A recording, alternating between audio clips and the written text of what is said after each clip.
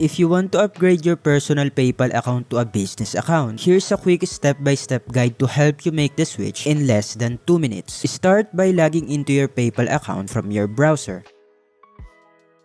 Once you're on the main dashboard, click the settings icon at the top right.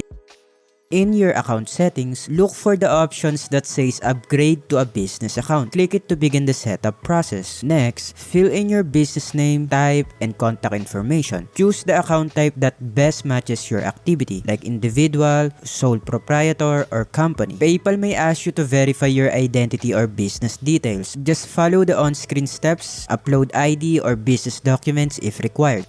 Once done, your account will refresh to PayPal Business, unlocking new tools like invoicing, payment buttons, and detailed analytics for your brand. And that's it. You've successfully upgraded your PayPal account from personal to business. Enjoy your new features and manage payments like a pro. If you like this video, please hit like and subscribe for more videos like this, and I'll see you guys in the next video. Thank you.